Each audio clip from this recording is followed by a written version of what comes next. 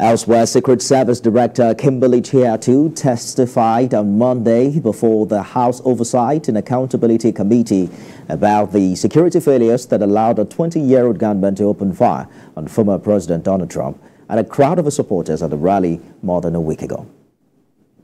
The bottom of the stunning security failures that enabled this 20-year-old lone gunman who borrowed his father's AR-15. That was part of the opening statement of the chairman of the House Oversight and Accountability Committee as he grilled the director of the Secret Service, Kimberly Cheatle. Oversight Committee Chairman James Comer told Ms. Cheatle directly that she should resign, saying that with her at the helm of the Secret Service, it is questionable whether the President, First Lady, White House and presidential candidates are safe. And we are concerned the Secret Service lacks the proper management to keep protectees safe from bad actors.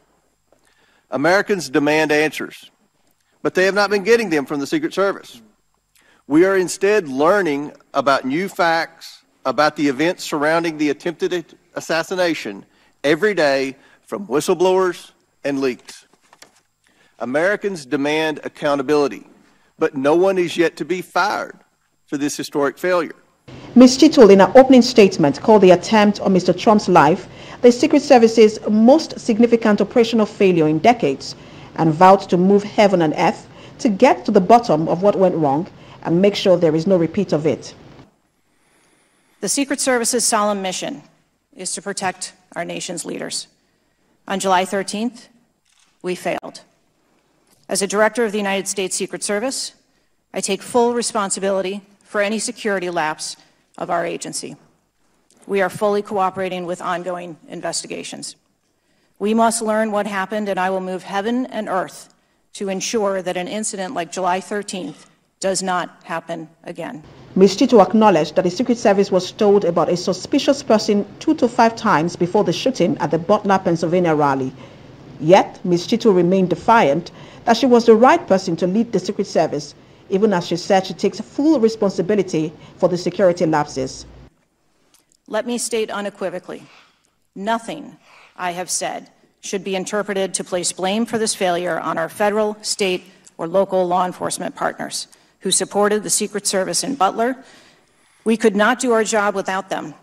We rely on the relationships built over years of working together to secure events. I have spent 29 years in this agency. I came up through the ranks. I've secured events for every president since President Clinton, supervised on Vice President Cheney's detail, led our training center, oversaw all of the investigations and protective visits in the state of Georgia, supervised on Vice President Biden's detail, and the agency's entire protective mission during the Trump administration. In a ratio of unity, Democrats and Republicans were united in their exasperation. As Ms. Cheatle said, she did not know or could not answer numerous questions more than a week after the shooting that left one spectator dead.